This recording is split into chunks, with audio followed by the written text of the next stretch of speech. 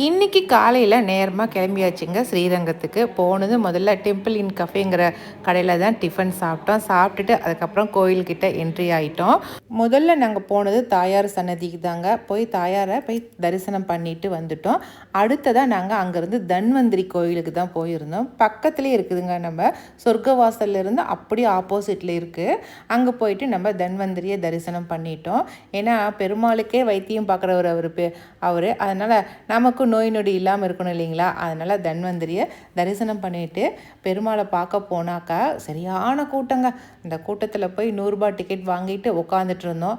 அங்கே இருக்கிற ஒவ்வொரு சிற்ப வேலைப்பாடுகளையும் பார்த்துக்கிட்டே இருந்தோம். கொஞ்ச நேரத்தில் உள்ளே விட்டுட்டாங்க.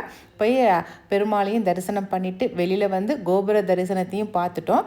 இந்த இடத்துல தாங்க முன்னாடியே நம்ம சாமியை பார்த்துட்டு வெளியில் வந்தோமா இந்த மாதிரி பித்தளை தகுடு அடித்து வச்சுருப்பாங்க. அது மேலே நின்று நேராக நம்ம கோபுரத்தை பார்த்தோமா ஏழுமலையான் வந்து சூப்பராக தரிசனம் தருவார். அவரையும் நம்ம தரிசனம் பண்ணிவிட்டு அதுக்கப்புறம் வெளியில் வர வேண்டியதுதான். வர வழியில் தாங்க இந்த செம்பு அண்டா இருந்துச்சு.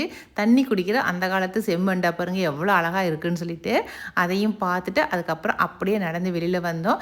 வெளியில் வந்தோமாக்கா நம்ம கருட ஆழ்வார் இருக்கார் இல்லைங்களா, அவருடைய மண்டபம் தான். அவரையும் தரிசனம் பண்ணிவிட்டு அதுக்கு அடுத்த மண்டபத்துக்கு வந்தோமாக்கா நம்ம ராமானுஜர் ஜீவ சமாதி இருக்குது. அதையும் பார்த்துட்டு அதுக்கப்புறம் அப்படியே கோவிலை விட்டு வெளியில் வந்துட வேண்டியதுதான். இதே போல் பூலோக சொர்க்கம் சொல்கிற ஸ்ரீரங்கத்தை நீங்களும் தரிசனம் பண்ணிட்டு வாங்க.